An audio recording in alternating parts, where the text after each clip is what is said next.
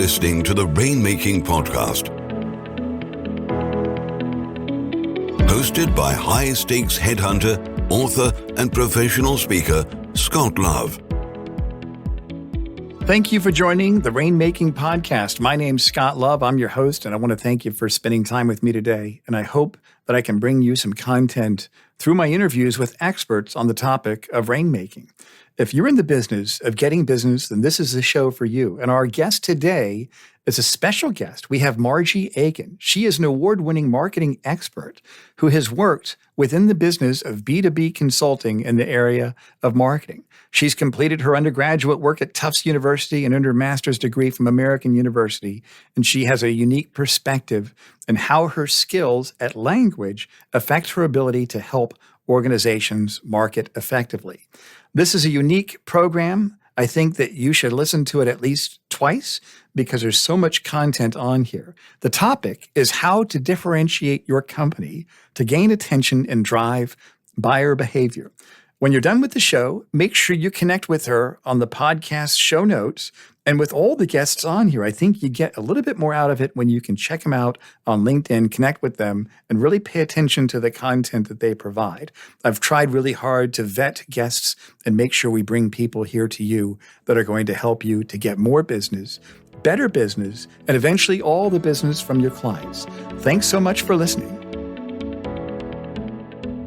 Hey, this is Scott Love, and thanks for joining me on the Rainmaking Podcast. I'm excited about our guests. With us today, we've got Margie Agin, and today our topic is how to differentiate your company to gain attention and drive buyer behavior. Margie, thanks for joining me on the show.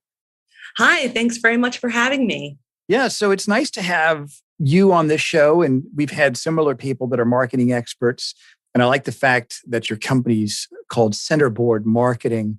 Tell us a little bit about your journey in your career. How did you get to where you are today in your role as a marketing expert? And then we'll kind of dig into the topic here in a little bit. Sure. So I actually started my career more in languages. I studied Japanese, and I started out going to Japan and teaching English and kind of traveling around in Asia. And I honestly think a lot of those skills of learning a different language and communicating with people that, you know, where you maybe only half understand what they're saying and you have to pick up on all those cues, actually ties directly to a lot of the things that I do today in terms of marketing. I love languages, and I think that now as a marketer, I work with a lot of technology companies and companies where I'm talking to engineers or I'm talking to, niche specialists that kind of have their own lingo and jargon and things that I don't necessarily understand. But it's my job to kind of listen for the meaning underneath those words, right? And not just sort of the bits and bytes of the software or, the really technical expertise, but really kind of get to the why. And I use a lot of the same skills that I used when I was learning languages and trying to communicate with people where we were coming kind of from different backgrounds. Well, that's fascinating. Yeah. And I see a couple of parallels in that when you're selling, you're communicating a message to individuals, not to an entity. And when you're communicating languages, there's probably a lot, well, I know there is a lot based on the nuance and the context of what you're trying to communicate. Right. And ultimately sort of getting to their feelings and getting to kind of what they're trying to communicate and not just the words that they're using. Yeah. So when I came back, I worked with a company that helped organizations that wanted to partner with international organizations or grow overseas, and it was a market research firm. So my job was to do a lot of interviewing of customers and potential partners and even competitors. And so I learned a lot also about talking to people and being able to listen and ask follow-up questions and have those conversations. So that was very qualitative kind of market research. Right. Helping companies kind of, choose a target to purchase or when was the right time to expand into a new business area based on what the market feedback was telling me. Right. Fascinating. And that's how I started with marketing. And then I started getting into digital marketing and content. I worked in-house for a couple of tech companies for about 15 years, and then started Centerboard Marketing, my consulting practice, about 8 years ago.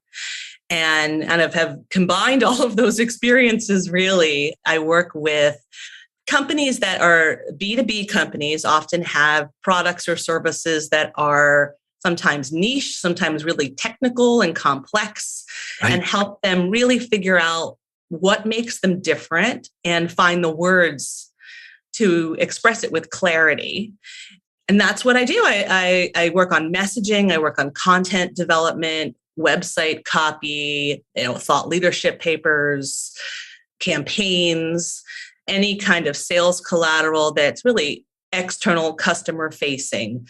And that's that helps companies differentiate themselves. And let me kind of talk about that, since I like the fact that the topic today is very clear on differentiating. Let's start with some definitions. Let's just say, if you're explaining this to somebody that doesn't really understand marketing, what are some starting definitions of differentiation, and what have you seen kind of examples of how that kind of help us get started in that regard?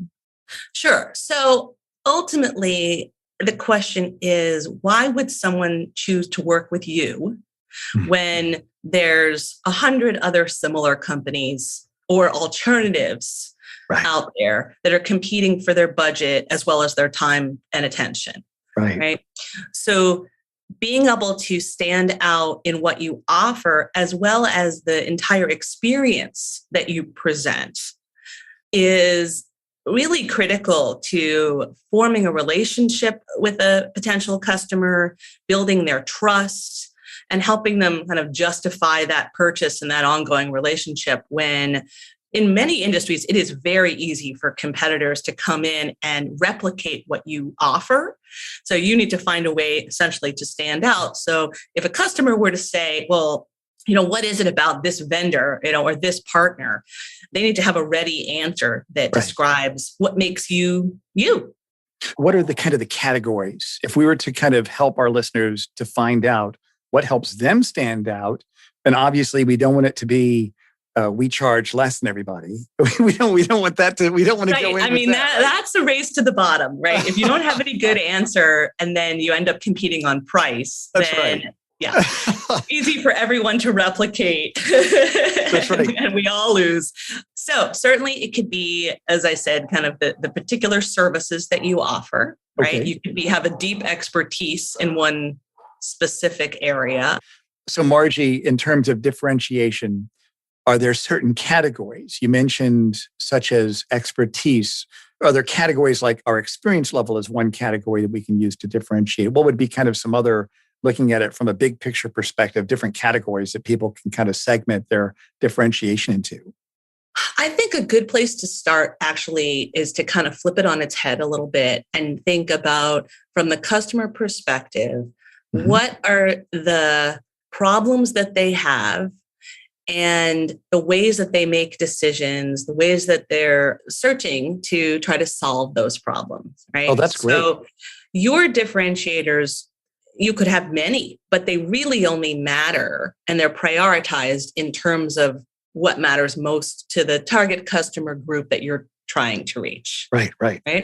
So if a customer is interested in, a particular deep expertise in the type of problem that they have, right, then your differentiator could be that you have more experience solving that type of problem than anyone else, right?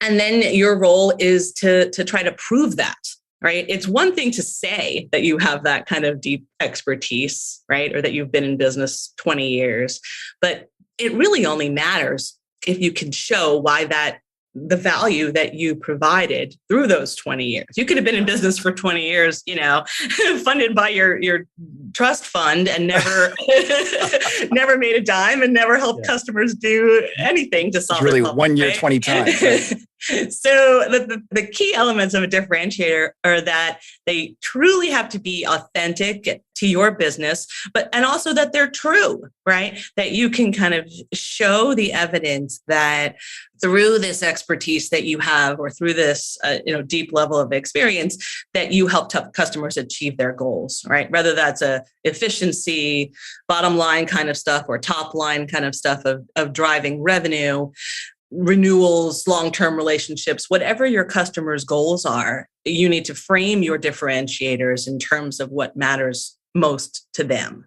That's just great. This is brilliant. And you've given me about 5 different lessons here. I want to kind of go back over these. The first one is, you mentioned, ask yourself, what are the problems your customers have, or clients have, or prospects have? And then how do they search to solve those problems? Is that correct? Yeah, I think that demonstrating a deep understanding of your customers is itself a differentiator, right? If you can show that you understand your customers even better than anyone else in your market, that's something that sets you apart in their mind. It makes them want to learn more, right? You're sort of building that trust, and that through empathy, just to get them to pay attention to you, because they've got a million different things competing for their attention, a million different companies saying, hey, look at me, right? So the better you can kind of close that distance and demonstrate that you know them best, that is clear differentiator of why they'd want to spend their time with you. That's great. I also liked what you said about whatever your customers' goals are, you have to frame your expertise. And kind of go a little bit deeper in that. What does that mean exactly? What do you mean by framing expertise? So really understanding, this goes back to the words that they use and kind of translating their language and speaking in their language, right? Mm-hmm. Really understanding ultimately how they will measure success, right? So after 6 months, a year of working with you, right? And their boss comes in and says, we're spending X amount of money on this. Was it worth it? Yeah. How are they going to answer that question? That's great. Right? Yeah. So, and it sort of, when you think of it that way, it becomes extremely tangible, and you can picture that situation. What do you want them to say? What do you think that they would say? Right. And what would you want to have them say? So, I mean, it depends on what industry you're in. It could be, well, it was worth it because this consultant helped us save 10%. We started doing things much more efficiently than ever before because our workflow, our operations became tighter. Right. That's a real reason to keep this consultant on board. And that's what I mean about bottom line sort of efficiency. Right. That's one value. And then the other kind of business impact is more about top line. They helped me grow revenue. I got 100 new clients. I got, 100 new renewals. And so I didn't have to search for new clients. But something that is measurable and something that would truly make a business impact to justify continuing to work with you. That's great. Because then it has real equity. They can get their arms around that. Exactly, right? And when that budget comes up again and someone scrutinizes that line item, right? You're not in the room. It's your customer who's in the room basically defending that line item. So you've got to sort of arm them with that information so that they can be your advocate in the room. So let's just say you're consulting to a client and you're talking about some of your case studies, the biggest glaring differences that you've seen from a client of yours, that when they started, you asked them, what's different about you? And they said, we're the cheapest. And you said, no. And you helped them. And you don't have to mention the name of the company or anything like that. But what are some examples of some of your clients where they've gone through, they've done the work, they've asked these real deep, meaningful questions, and they've come up with ideas that have gotten results, that have shown distinction? What are some examples of that you could kind of share with the listeners where they can kind of maybe find their own path to doing this? Sure. I can think of, there was one company that was a technology services company, right? So their role was to be kind of like an outsourced IT help desk, right? And initially, they were very much talking in terms of their, they do hosting, right? They do maintenance, they do software patches, they do upgrades, right? It's sort of a menu of all the different things that they do. So one of the exercises we went through was talking to their customers, existing customers, happy customers, and unhappy customers, lost customers, right? And really kind of got to the heart of why did you choose this company? There are a lot of similar kinds of companies. And was that something that you did or something you had them do? So in this case, both. I do think there is a value, in talking to customers yourself, but of course, but there's also a value in having an external person talk to your customers. Yeah.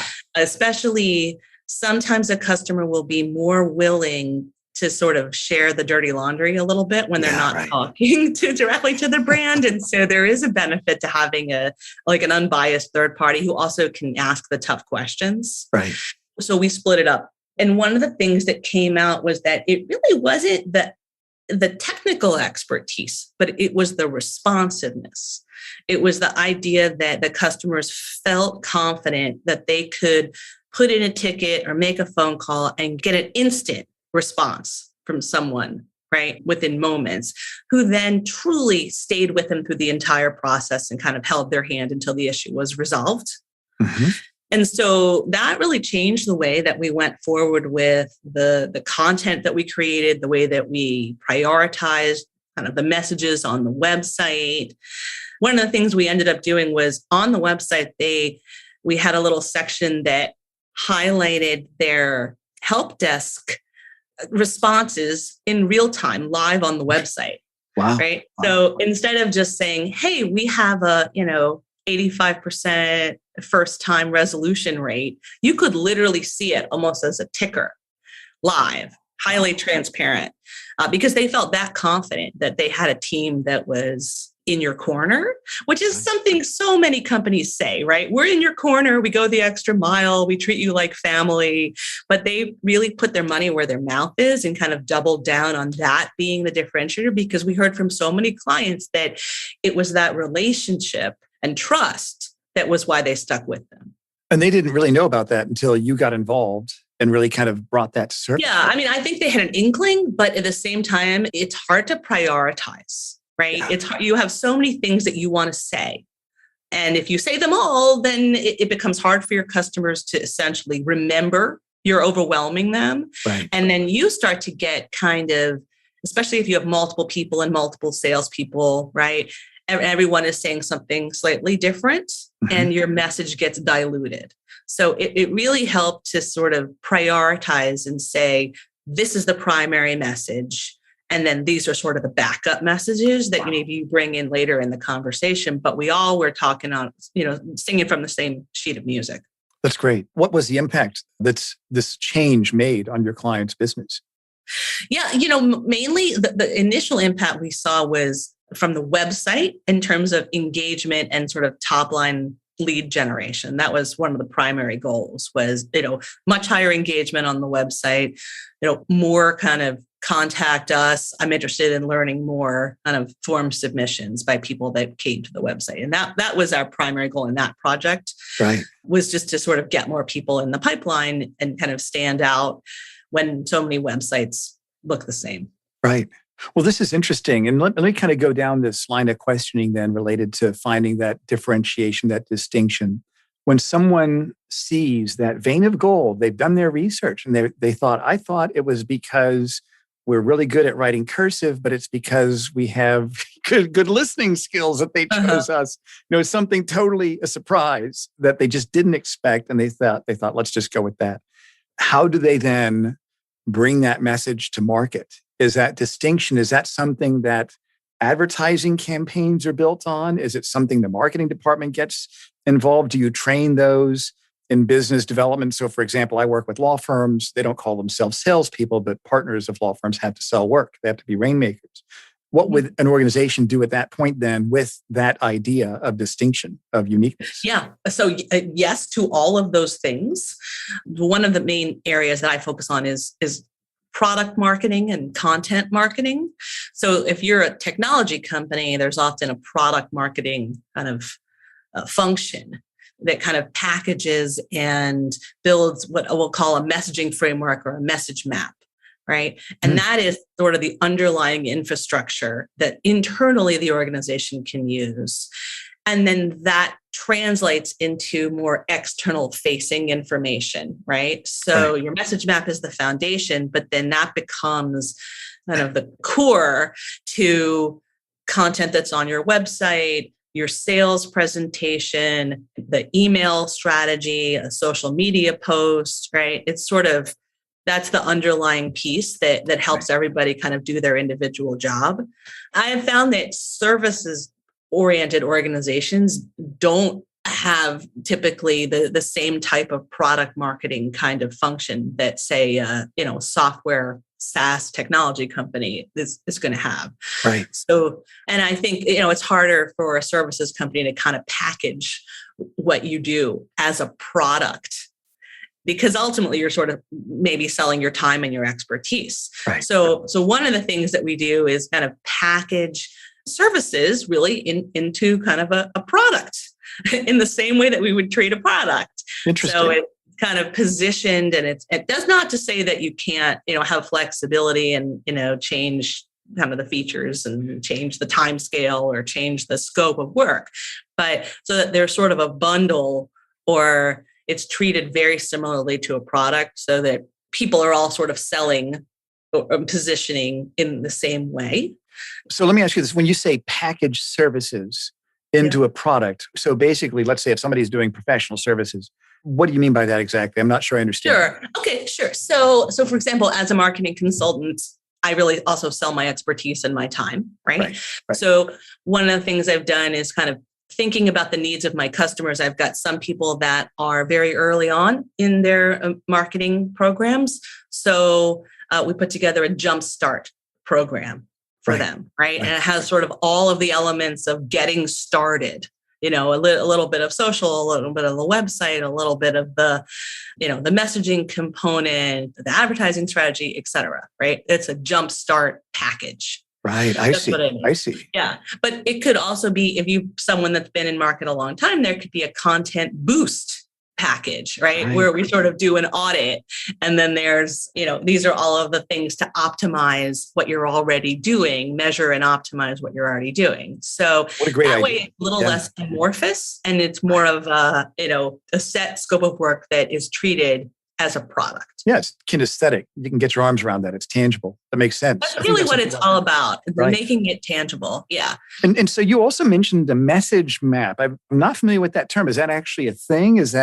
Where can I buy one? How do I get, what does that mean when you say a message map? Every marketing consultant worth their salt has one. So I think a messaging framework or a message map is basically starting from what we were talking about before. It's sort of the prioritization of the different messages in the language that your organization is using, that basically sort of reflects your own perspective and your own personality. Those are your messages that you're putting out into the world, right?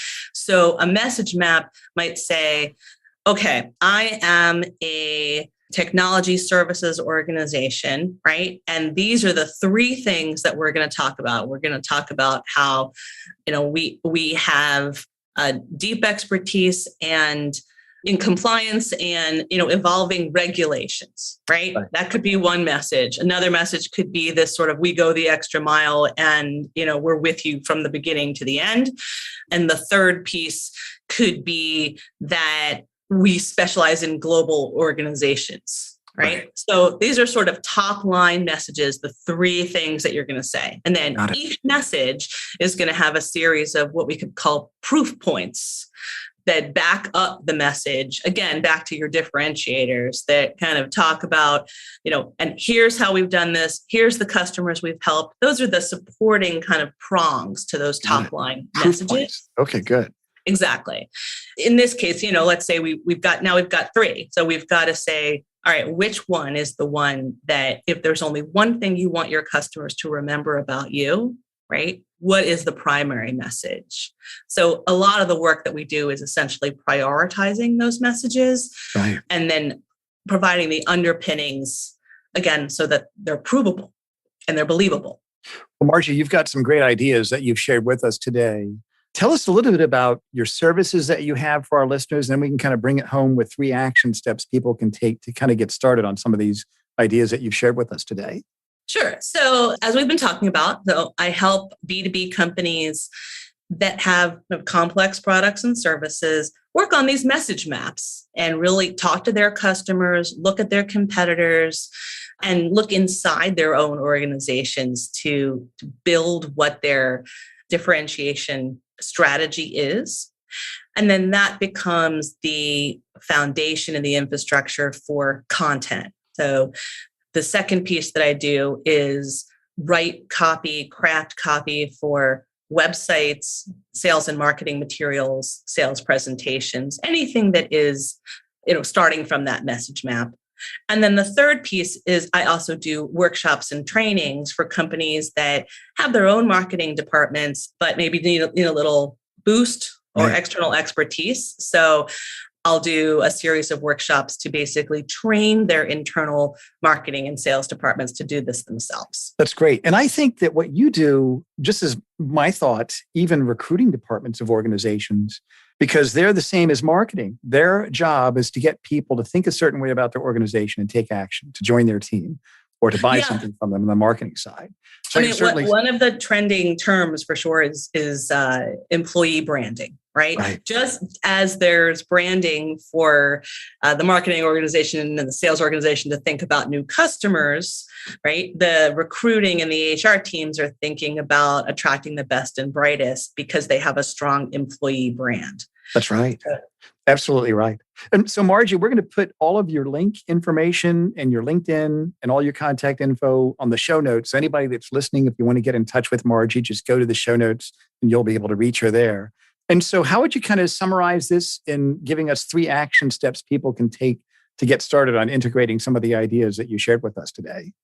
One recommendation is to look at your own content, right? And by which I mean your website or any other sales marketing materials, and take the logo off, take your name off, and see if it's something that where you really say, does this seem like my company?